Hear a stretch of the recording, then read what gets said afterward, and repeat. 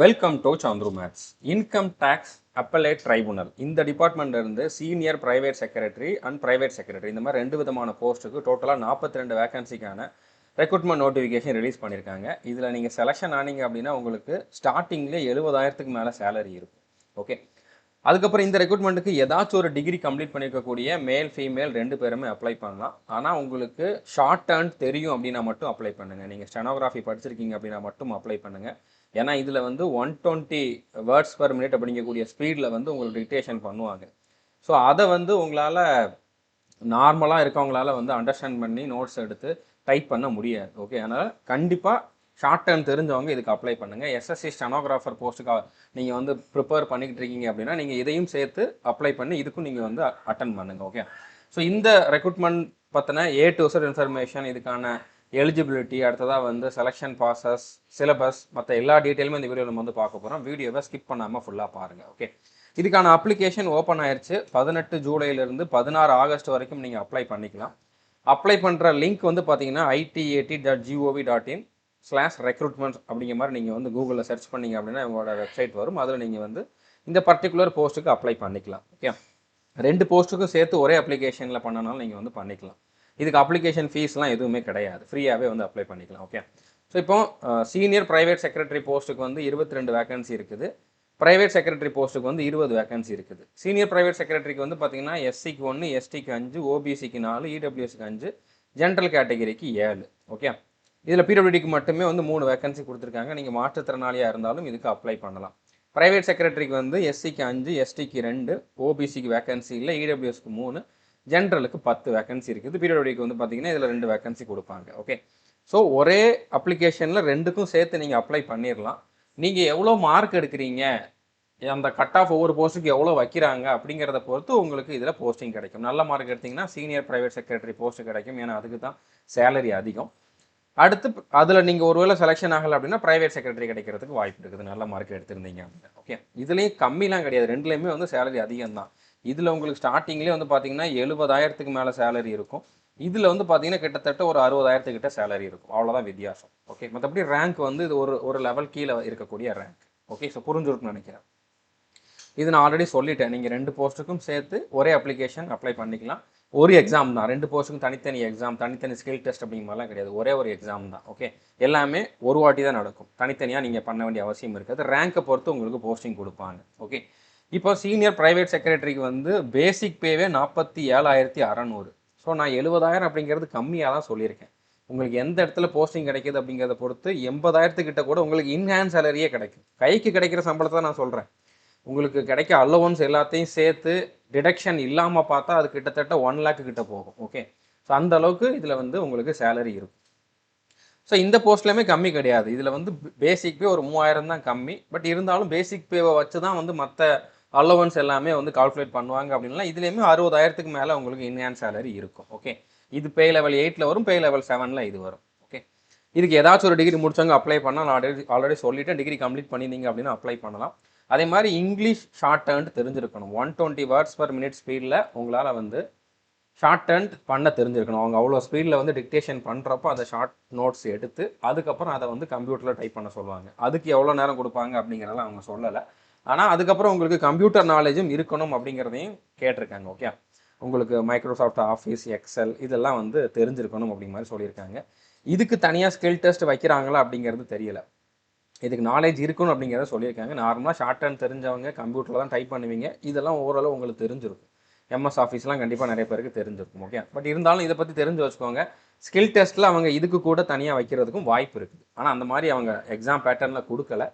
வைக்கிறதுக்கான சான்சஸ் ரொம்ப ரொம்ப கம்மி தான். ஓகே, அடுத்தது ஏஜ் லிமிட் வந்து பார்த்தீங்கன்னா 30/7/2026 இந்த டைமில் வந்து யூஆர் இடபிள்யூஎஸ் கேட்டகரியில் இருக்கவங்க மேக்ஸிமம் 35 வயசுக்குள்ளே இருந்தீங்கன்னா அப்ளை பண்ணலாம். ஓபிசினா 38 இருக்கணும். எஸ்சி எஸ்டினா 40 வயசுக்குள்ளே இருக்கிறவங்க அப்ளை பண்ணலாம். செலெக்ஷன் ப்ராசஸ் வந்து பார்த்தீங்கன்னா ரிட்டன் எக்ஸாம் இருக்கும், அடுத்து ஸ்கில் டெஸ்ட் இருக்கும், அடுத்து இன்டர்வியூவும் இதில் இருக்குது. இதில் வித்தியாசமாக ஒரு பேட்டர்ன் கொடுத்துருக்காங்க. அதாவது ரிட்டன் எக்ஸாம் குவாலிஃபை ஆகிற மாதிரி, அதில் ஒரு குறிப்பிட்ட மார்க் எடுத்தால் போதும். ஃபைனல் ரிசல்ட்டுக்கு ரிட்டன் எக்ஸாமோட மார்க்கை கன்சிடர் பண்ண மாட்டாங்க. ஆனால் ஸ்கில் டெஸ்ட்டில் அந்த ஷார்ட் டேர்ன் டெஸ்ட்லையும் அடுத்ததாக பர்சனல் இன்டர்வியூலையும் நீங்கள் எவ்வளோ மார்க் எடுக்கிறீங்களோ இதை வச்சு தான் உங்களோட ஃபைனல் செலெக்ஷன் இருக்கும். நார்மலாக இது குவாலிஃபைங் நேச்சராக இருக்கும், இதை வச்சா வந்து செலெக்ஷன் பண்ணுவாங்க. ஆனால் இதில் உல்ட்டாவாக கொடுத்துருக்காங்க. எக்ஸாமில் குவாலிஃபை ஆனால் போதும், ஸ்கில் டெஸ்ட்லையும் இன்டர்வியூலையும் நீங்கள் வந்து நல்ல மார்க் எடுக்கணும். ஓகே, அதை வச்சு தான் உங்களோட ஃபைனல் ரிசல்ட் வந்து இருக்க போகுது. ஸோ புரிஞ்சுருக்குன்னு நினைக்கிறேன். ஒருவேளை அவங்க நோட்டிஃபிகேஷனில் டைப்பிங் மிஸ்டேக்கில் இதை மிஸ் பண்ணாலும் பண்ணியிருக்கலாம். மூணுக்கும் சேர்த்து கம்பைன் பண்ணி அப்படின்னு கொடுக்குறதுக்கு பதிலாக இந்த மாதிரி கொடுத்துருக்கிறது கூட வாய்ப்பு இருக்குது. இதில் இவங்க தெளிவாக தான் கொடுத்துருக்காங்க. Overall merit list shall be drawn on the basis of combined merit acquired by candidate in skill test and interview தான் கொடுத்துருக்காங்க. மெரிட் லிஸ்ட் வந்து பார்த்தீங்கன்னா ஸ்கில் டெஸ்ட் இன்டர்வியூ வச்சு தான் இருக்கும் அப்படி மாதிரி கொடுத்துருக்காங்க. ஓகே, ஸோ அவங்க நோட்டிஃபிகேஷனில் தப்பாக கொடுத்துருந்தாலும் அதுதான் இப்போதைக்கு கரெக்ட். ஏன்னா அதை அவங்க சேஞ்ச் பண்ண முடியாது. சேஞ்ச் பண்ணுறதா இருந்தால் தனியாக ஒரு நோட்டீஸ் விட்டு தான் சேஞ்ச் பண்ணணும். அப்படி எதுவும் வந்துச்சுன்னா நீங்கள் வந்து அப்போ வந்து அதை நீங்கள் சீரியஸாக எடுத்துக்கோங்க. இப்போதைக்கு நீங்கள் எக்ஸாமுக்கு ப்ரிப்பேர் பண்ணுங்கள். எக்ஸாமில் குவாலிஃபை ஆகிற அளவுக்கு நீங்கள் ப்ரிப்பேர் பண்ணாலே போதுமானது. ஆல்ரெடி எஸ்எஸ்சி எக்ஸாமுக்கு ஸ்டெனோகிராஃபருக்கு படிச்சுக்கிட்டு இருக்கீங்க அப்படின்னா அந்த ப்ரிப்பரேஷனே போதுமானது. அது போக இதில் வந்து கொஞ்சம் எக்ஸ்ட்ராவும் இருக்குது. அது என்ன அப்படிங்கிறத சொல்கிறேன். ஓகே, அடுத்து ஸ்கில் டெஸ்ட்டுக்கு நீங்கள் தான் ப்ரிப்பேர் ஆகிக்கணும். அடுத்ததான் வந்து இன்டர்வியூக்குமே வந்து நீங்கள் தான் ப்ரிப்பேர் ஆகணும். ஓகே, பர்சனல் இன்டர்வியூ தான், ஜென்ரல் கொஷின்ஸ் இருக்கும். ஓகே, இப்போ இதில் வந்து எக்ஸாம் பேட்டர்ன் எப்படி இருக்கும் அப்படிங்கிறத பார்க்கலாம். First written exam. இதில் வந்து 2 பேப்பர் இருக்குது. இதில் ஜென்ரல் இங்கிலீஷில் 100 மார்க்குக்கு இருக்க போகுது, ஜென்ரல் நாலேஜ் அண்ட் ரீசனிங்கில் 100 மார்க் இருக்க போகுது, மேத்ஸ் கிடையாது. ஓகே, ஸோ இப்போ ஜென்ரல் இங்கிலீஷில் என்ன இருக்கும் அப்படின்னா எஸ்ஏ ரைட்டிங் இருக்குது. 250 வேர்ட்ஸ் இருக்கிற மாதிரி எஸ்ஏ எழுதணும். அடுத்து லெட்டர் ரைட்டிங் இருக்குது, ப்ரெஸி ரைட்டிங்கும் இருக்குது, கிராமரும் இருக்குது. கிராமர்னால் இப்போ கிராமர் கொஷின்ஸும் கண்டிப்பாக கேட்பாங்க. இதெல்லாம் சேர்த்து தான் இதில் 100 மார்க். ஓகே, அதுக்கப்புறம் வந்து பார்த்தீங்கன்னா இந்த ஜிகே ரீசனிங்கில் வந்து உங்களுக்கு நார்மலாக எஸ்எஸ்சி எக்ஸாமில் எப்படி கேட்பாங்களோ அதே மாதிரி தான் இருக்க போகுது. ஜிகேயில் உங்களுக்கு வந்து நார்மலாக ஹிஸ்ட்ரி, பாலிட்டி, கரண்ட் அஃபேர்ஸ் எல்லாமே இருக்கும், ரீசனிங்கும் இருக்கும். ஓகே, ஸோ அதுக்கப்புறம் இதில் அந்த குவாலிஃபையிங் மார்க் எடுக்கிறவங்களுக்கு மட்டும்தான் ஸ்கில் டெஸ்ட் இருக்கும். ஸ்கில் டெஸ்ட்டில் வந்து என்ன இருக்க போகுது, இதில் வந்து உங்களுக்கு 120 வேர்ட்ஸ் பர் மினிட்ல வந்து உங்களுக்கு டிக்டேஷன் பண்ணுவாங்க. அதுக்கப்புறம் டைப்பிங்க்குமே ஸ்பீடு கொடுத்துட்டாங்க. இந்த இடத்துல கொடுத்துருக்காங்க. டைப்பிங் வந்து பார்த்தீங்கன்னா 45 வேர்ட்ஸ் பர் மினிட் அப்படிங்கக்கூடிய ஸ்பீடில் நீங்கள் டைப் பண்ணணும். அவங்க என்ன டிக்டேஷன் பண்ணுறாங்களோ, நார்மலாக ஒரு 10 மினிட்ஸ் வந்து டிக்டேஷன் பண்ணுவாங்க. அவங்க பண்ணுறப்போ நீங்கள் இவ்வளோ ஸ்பீடில் பண்ணுவாங்க. அதை நீங்கள் வந்து ஷார்ட் நோட்ஸ் எடுத்துகிட்டு அதை 45 வேர்ட்ஸ் பர் மினிட் அப்படிங்கக்கூடிய ஸ்பீடில் டைப் பண்ணுற மாதிரி உங்களுக்கு டைம் கொடுப்பாங்க. ஓகே, ஸோ புரிஞ்சுட்டுன்னு நினைக்கிறேன். இதில் நீங்கள் நல்ல மார்க் எடுத்தாகணும். அடுத்து இன்டர்வியூவும் இருக்குது, அது 75 மார்க்குக்கு. அதுலேயும் நீங்கள் வந்து நல்ல மார்க் எடுத்தாகணும். இப்போ இதில் கொஷின் எல்லாமே இங்கிலீஷில் மட்டும்தான் இருக்கும், ஹிந்தியில் கூட கிடையாது. இது நமக்கு ஒரு அட்வான்டேஜ் தான். ஏன்னா ஹிந்தியில் கொடுத்தா ஹிந்தி மீடியம் ஸ்டூடெண்ட்ஸுக்கு வந்து அது ஒரு அட்வான்டேஜாக மாறிடும். தமிழில் கொடுக்கறதுக்கான சான்சஸ் இல்லை. ஸோ ஹிந்திலையும் கொடுக்கல அப்படிங்கிறது நமக்கு ஒரு அட்வான்டேஜ் தான். ஓகே, ஸோ இதில் வந்து இந்த ஜிகே ரீசனிங் கொஷின்ஸ் எல்லாமே உங்களுக்கு இங்கிலீஷில் மட்டும்தான் இருக்கும். இங்கிலீஷில் மட்டும்தான் இருக்க போகுது. இந்த 2 சப்ஜெக்ட்டும் உங்களுக்கு இங்கிலீஷில் மட்டும்தான் இருக்க போகுது. ஓகே, இப்போ நம்ம எஸ்ஏ ரைட்டிங்க்கும் அடுத்ததான் வந்து பார்த்தீங்கன்னா லெட்டர் ரைட்டிங்க்கும் 2 வீடியோ கொடுத்துருக்கோம். நீங்கள் நம்மளுடைய ஆல் இன் ஒன் கோர்ஸில் topic wise videos folder open பண்ணிங்கன்னா அதில் டிஸ்கிரிப்டிவ் பேப்பர் டாபிக்ஸ்னு 2 வீடியோ கொடுத்துருப்பேன். இந்த 2 வீடியோவே போதுமானது. அதுக்குள்ளேயே நீங்கள் அதுக்கப்புறம் ஃபர்தராக என்ன பண்ணணும் அப்படிங்கிறது எல்லாத்தையுமே சொல்லியிருப்பேன். Okay, so S A writing, letter writing பற்றி நீங்கள் கவலைப்பட வேண்டாம். ப்ரெஸி ரைட்டிங்க்கு நான் கொடுக்கல, ஆனால் குவாலிஃபை ஆனால் போதும் அப்படின்னால இந்த 2ஐயும் நீங்கள் தெளிவாக பண்ணாலே குவாலிஃபை ஆகிடுவீங்க. ஓகே, இப்போ அடுத்ததாக எக்ஸாமுக்கு நீங்கள் என்ன பண்ணலாம் அப்படின்னா, அதாவது இந்த ஜென்ரல் இங்கிலீஷ்லேயே இருக்கக்கூடிய கிராமருக்கும் சரி, அடுத்ததாக வந்து பார்த்தீங்கன்னா ஜிகே ரீசனிங்க்கும் நீங்கள் என்ன பண்ணலாம் அப்படின்னா நம்மளுடைய ஆல் இன் ஒன் கோர்ஸில் ஜாயின் பண்ணுங்கள். ஆல்ரெடி ஆல் இன் ஒன் கோர்ஸில் இருக்கீங்க அப்படின்னா அதில் எஸ்எஸ்சி ஸ்டெனோகிராஃபருக்கு என்ன கொடுத்துருக்கோன்னு அதை பாருங்கள். இல்லைனா டாபிக் வைஸ் வீடியோஸ் ஃபோட்டோவில் நான் என்ன கொடுத்துருக்கோன்னு அதை வந்து பாருங்கள். ஓகே, ஆல் இன் ஒன் கோர்ஸுக்கான ஃபீஸ் வந்து பார்த்தீங்கன்னா 1499. 1 டைம் பே பண்ணிங்க அப்படின்னா உங்களுக்கு 3 இயர்ஸ் வேலிடிட்டி உண்டு. இந்த ஒரே கோர்ஸில் 35க்கு அதிகமான எக்ஸாமுக்கான சிலபஸ் அவைலபிளாக இருக்குது. அதனால தான் இதில் வந்து 3000க்கு மேலே வீடியோஸ் அண்ட் பிடிஎஃப் இருக்கும். 1000க்கு மேலே ப்ராக்டிஸ் டெஸ்ட்டும் கொடுத்துருப்போம், டாபிக் வைஸ் டெஸ்ட்டும் கொடுத்துருப்போம். 2000க்கு மேலே இதில் வந்து நம்ம ஸ்டூடெண்ட்ஸ் செலெக்ஷன் ஆயிருக்காங்க. இன்னும் செலெக்ஷன் ஆகிட்டே தான் இருக்காங்க. அதுக்கான ப்ரூஃப் கேட்டிங்க அப்படின்னா நம்மளுடைய இந்த யூடியூப் சேனல்லையே போஸ்ட்டுங்கிற ஆப்ஷனில் போய் பாருங்கள். தமிழில் தான் டீச் பண்ணியிருப்போம். தமிழ், இங்கிலீஷ் 2 லாங்குவேஜ்லையுமே உள்ள பிபிடி இருக்கும். பேசிக்கில் இருந்தால் டீச் பண்ணணும். நீங்கள் ஒரு பிகினராக இருந்தாலும் கண்டிப்பாக உங்களுக்கு வந்து அண்டர்ஸ்டாண்ட் ஆகும். ஓகே, எஸ்எஸ்சி, ரயில்வேஸ், அதுக்கப்புறம் இந்த மாதிரி ஒரு சில எக்ஸாம்ஸோட சிலபஸ் அந்த மாதிரி 35க்கு அதிகமான எக்ஸாமுக்கான சிலபஸ் இந்த ஒரே கோர்ஸில் அவைலபிளாக இருக்குது. கோர்ஸில் எப்படி ஜாயின் பண்ணலாம் அப்படின்னா நீங்கள் ப்ளே ஸ்டோரில் போயிட்டு சந்துரு மேசன் சர்ச் பண்ணிங்க அப்படின்னா நம்ம ஆப் வரும். அதை வந்து இன்ஸ்டால் பண்ணிட்டு லாகின் பண்ணிக்கோங்க. லாகின் பண்ணிட்டு பெய்டு கிளாஸஸை ஓப்பன் பண்ணிங்க அப்படின்னா ஆல் இன் ஒன் கோர்ஸ் அப்படிங்கிறது இருக்கும். அதை ஓப்பன் பண்ணிவிட்டு அதில் 1499 பே பண்ணுற மாதிரி காட்டும். பை நோ கொடுத்துட்டு ஆன்லைனில் பே பண்ணிங்க அப்படின்னா உங்களுக்கு கோர்ஸ் ஆக்டிவேட் ஆகிடும். ஓகே, அதில் இப்போ நான் ஜென்ரலாக எல்லா எக்ஸாமுக்கும் படிக்க போகிறேன், நெக்ஸ்ட் இயரில் வரப்போகிற எக்ஸாமுக்கு படிக்க போகிறேன் அப்படிங்கிறவங்க டாபிக் வைஸ் வீடியோஸ் போர்ட்டலில் நான் 200 டே ஸ்ட்ராட்டஜி கொடுத்துருப்போம். அதை ஃபாலோ பண்ணுங்கள். நெக்ஸ்ட் இயருக்கான ஸ்ட்ராட்டஜி நான் கூடிய சீக்கிரமே கொடுப்பேன், நீங்கள் அதை ஃபாலோ பண்ணால் கூட போதுமானது. ஓகே, இப்போ குவாலிஃபை ஆனால் போதும்னு சொல்லியிருந்தேன் அந்த ஃபஸ்ட்டு 2 பேப்பரில், அதாவது இங்கிலீஷ் ஜிகே ரீசனிங்கில் குவாலிஃபை ஆனால் போதும்னு சொல்லியிருந்தேன். அதில் வந்து பார்த்தீங்கன்னா இப்போ 100 மார்க்குக்கு எக்ஸாமா.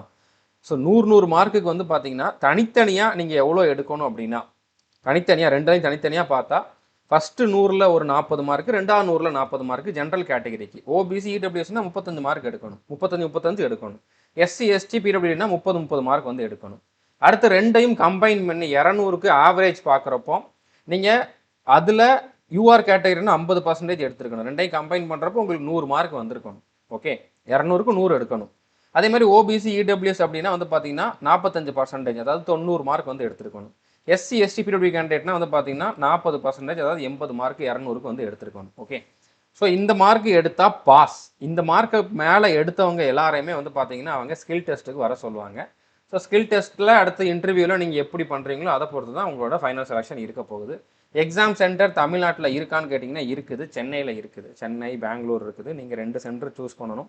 தமிழ்நாட்டிலேருந்து நிறைய பேர் அப்ளை பண்ணியிருந்தாங்கன்னா உங்களுக்கு சென்னையிலே வந்து எக்ஸாம் சென்டர் வந்து கொடுத்துருவாங்க. இப்போ இதில் போஸ்டிங் தமிழ்நாட்டில் போடுறதுக்கு வாய்ப்பு இருக்கான்னு கேட்டிங்கன்னா அதுவும் இருக்குது. இந்த டிபார்ட்மெண்ட் தமிழ்நாட்டில் இருக்குது, உங்களுக்கு பெர்மனெண்ட்டாக தமிழ்நாட்டிலே போஸ்டிங் போடுறதுக்கும் சான்ஸ் இருக்குது. ஓகே, ஸோ புரிஞ்சிருக்குன்னு நினைக்கிறேன். ஸோ நம்ம பெரிய பெரிய நோட்டிஃபிகேஷன்ஸுக்கும் வீடியோஸ் கொடுக்குறோம். இந்த மாதிரி சின்ன சின்ன ரெக்ரூட்மெண்ட், அதாவது நார்மலாக நம்ம ஸ்டூடெண்ட்ஸ் ஃபாலோ பண்ணிக்கிட்டு இருக்கக்கூடிய சிலபஸில் இருக்கக்கூடிய ரெக்ரூட்மெண்ட், எஸ்எஸ்சி சிலபஸ், ரயில்வே சிலபஸில் இருக்கக்கூடிய ரெக்ரூட்மெண்ட் நோட்டிஃபிகேஷன்ஸ் எல்லாத்துக்குமே நம்ம வந்து ரெகுலராக வீடியோஸ் அடுத்தடுத்து கொடுத்துக்கிட்டு இருக்கோம்.